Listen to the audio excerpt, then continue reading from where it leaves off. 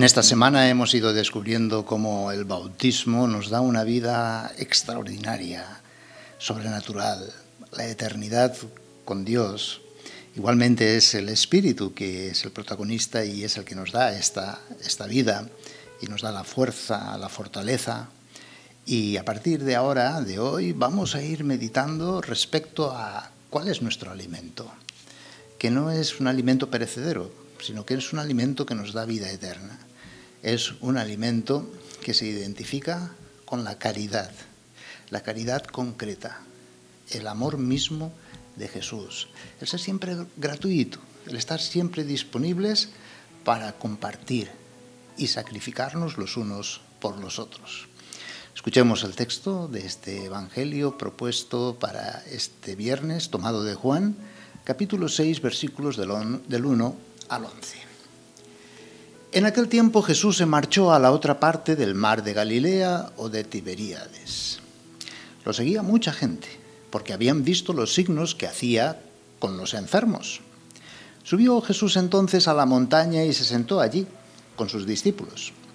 Estaba cerca la Pascua, la fiesta de los judíos.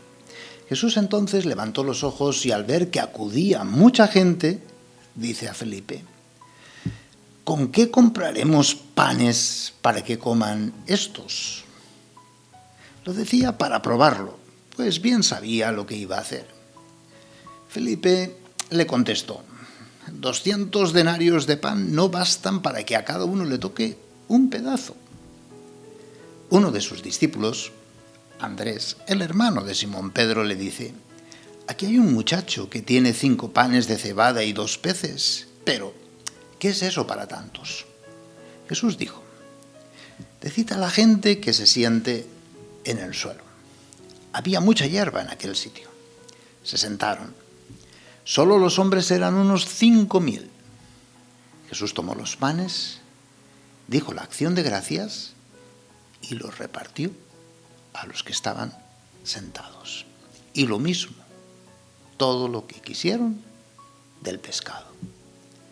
Cuando se saciaron, dice a sus discípulos: recoged los pedazos que han sobrado, que nada se pierda. Los recogieron y llenaron 12 canastos con los pedazos de los 5 panes de cebada que sobraron a los que habían comido. La gente entonces, al ver el signo que había hecho, decía: este es verdaderamente el profeta que va a venir al mundo. Jesús, sabiendo que iban a llevárselo para proclamarlo rey, se retiró otra vez a la montaña, él solo.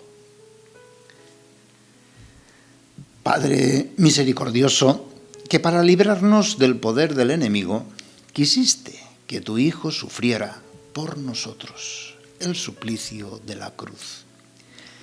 Concédenos llegar con él a la gloria de la resurrección. Jesús, con una gran pedagogía, enseña a sus discípulos a sentir compasión por el hambre física de la multitud, para seguidamente enseñar que, sin satisfacer el hambre espiritual, los ojos de los hombres son incapaces de ver el bien común, la verdadera justicia social. El desarrollo de la persona humana y de toda sociedad se encuentra en el crecimiento espiritual, cuando, renunciando a los propios bienes y a uno mismo, 5 panes y 2 pescados, los pongo en las manos de Jesús. Es decir, al servicio de la dignidad de cada persona y del don de ser familia humana, considerándome hermano, fraterno de todo el género humano. 2 signos se refieren directamente a la Santa Misa, a la Eucaristía. Es Jesús quien reparte los panes y sobran para 12 canastos. Son llevados como la presentación de los dones y es el mismo Señor quien los comparte. A diferencia de Marcos, Mateo y Lucas, Juan señala que es Jesús quien reparte los panes multiplicados.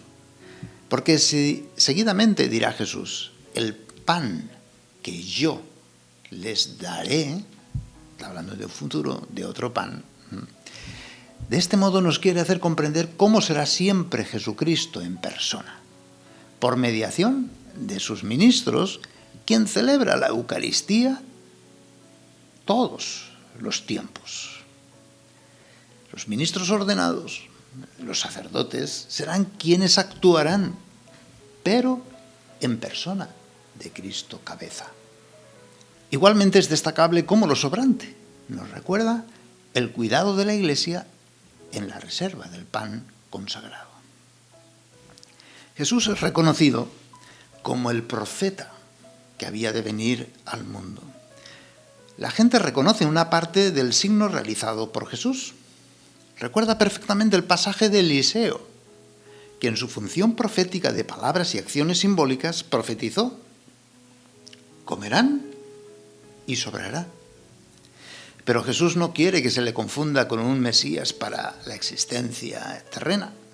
No pretende ser el profeta, ni el rey de reyes esperado, sino que se quiere revelar como el Hijo de Dios, para que el mundo crea en él y tenga algo mucho más grande, vida eterna.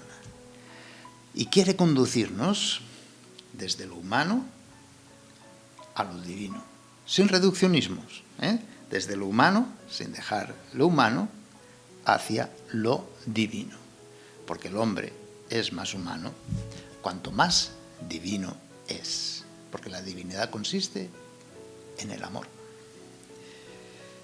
Meditemos lo que nos comentaba Benedicto XVI en el Sacramento de la Caridad, en el número 91, dice así: el misterio de la Eucaristía nos capacita e impulsa a un trabajo audaz en las estructuras de este mundo, para llevarles aquel tipo de relaciones nuevas que tiene su fuente inagotable en el don de Dios.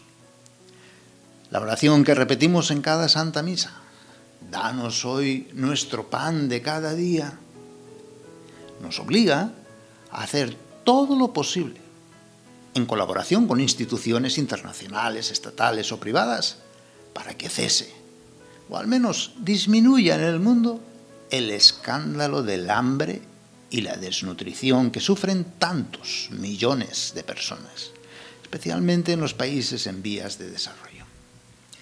El cristiano laico en particular, formado en la escuela de la Eucaristía, está llamado a asumir directamente su propia responsabilidad política y social. Para que pueda desempeñar adecuadamente sus cometidos, hay que prepararlo mediante una educación concreta para la caridad y la justicia. También San Juan Pablo II nos advertía al principio de este milenio: ¿cómo es posible que en nuestro tiempo haya todavía quien se muere de hambre, quien está condenado al analfabetismo, quien carece de la asistencia médica más elemental, quien no tiene techo donde cobijarse? El panorama de la pobreza puede extenderse indefinidamente si a las antiguas añadimos las nuevas pobrezas, que afectan a menudo a ambientes y grupos no carentes de recursos económicos, pero expuestos a la desesperación del sinsentido, a la insidia de la droga, al abandono en la edad avanzada o en la enfermedad, a la marginación o a la discriminación social. ¿Podemos quedar al margen ante las perspectivas de un desequilibrio ecológico que hace inhabitables y enemigas del hombre vastas áreas del planeta? ¿O ante los problemas de la paz, amenazada a menudo con la pesadilla de guerras catastróficas? ¿O frente al vilipendio de los derechos humanos fundamentales de tantas personas, especialmente de los niños? Contemplemos hoy al Señor, nosotros ofreciéndole esos 5 panes y 2 peces, ¿sí? Él lo transformará todo y nos lo dará para que se lo devolvemos hecho bien común y justicia social para todo el género humano.